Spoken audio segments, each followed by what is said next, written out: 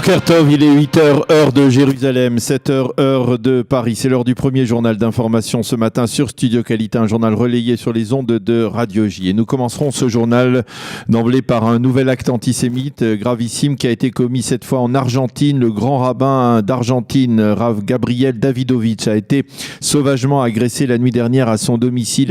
Il a été très sérieusement blessé, a été immédiatement hospitalisé dans un hôpital de Buenos Aires.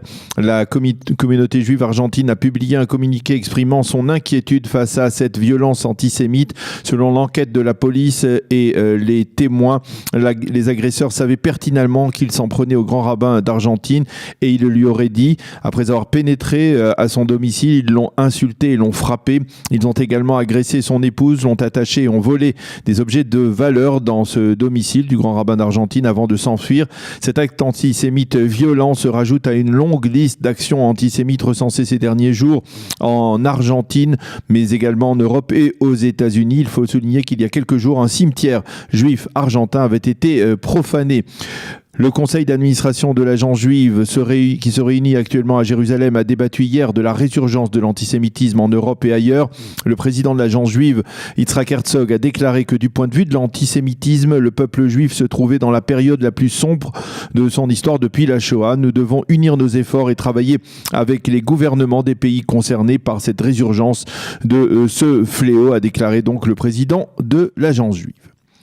Lors des conversations en aparté, le Premier ministre israélien Binyamin Netanyahou aurait promis, je le cite, que s'il devait rencontrer un leader palestinien qui veut sincèrement la paix ou même qu'il serait prêt à exprimer ce souhait de paix, eh bien il serait possible de parvenir avec lui à un accord de paix.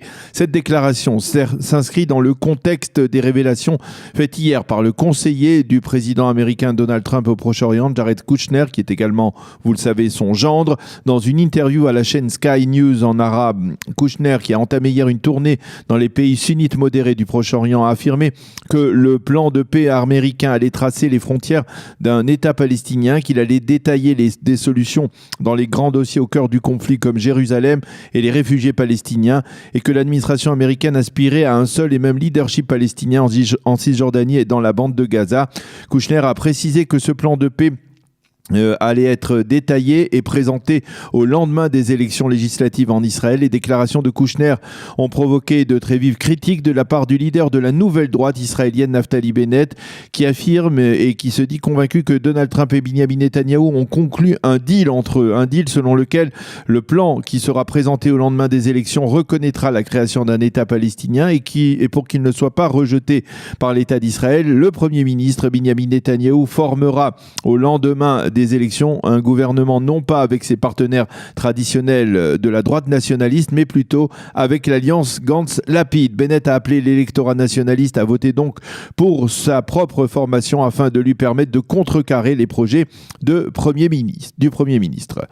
C'est ce soir que Binyamin Netanyahou s'envolera vers Moscou pour un entretien important, un entretien qui devait se dérouler jeudi dernier, mais qui a été annulé, vous le savez, en raison de l'intense activité électorale déployée par le Premier ministre à l'approche de la clôture des listes électorales.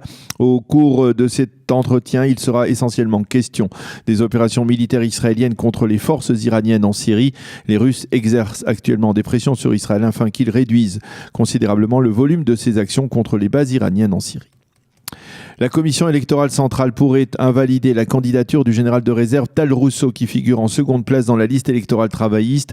Motif, le délai de 3 ans imposé par la loi avant qu'un ex-général ou un ex-militaire n'entre en politique pourrait ne pas avoir été respecté. Au sein du parti travailliste, on se dit persuadé que cette affaire sera réglée et que Tal Russo pourra représenter les citoyens israéliens dignement dans la prochaine Knesset. Fin de citation.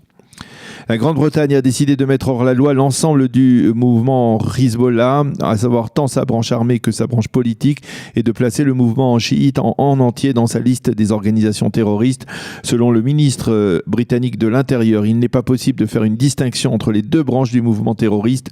Cette décision gouvernementale devrait entrer en vigueur vendredi, après qu'elle ait été validée par le Parlement britannique. Le Hezbollah poursuit ses tentatives de déstabiliser la région qui est dans une situation très fragile, a déclaré le ministre de l'Intérieur britannique, Sajid Javid, qui justifie ainsi sa décision. Par contre, en France, le président Emmanuel Macron a affirmé hier qu'il n'avait pas l'intention de s'aligner sur la décision britannique et que la France faisait, elle, une distinction entre la branche politique qui est, selon elle, légitime et la branche armée qui ne l'est pas.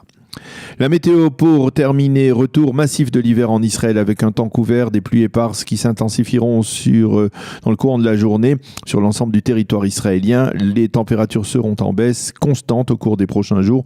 Il fera aujourd'hui 15 degrés à Jérusalem, 18 à Tel Aviv et 27 degrés à Eilat. C'est la fin de ce premier journal d'information sur Studio Kalita.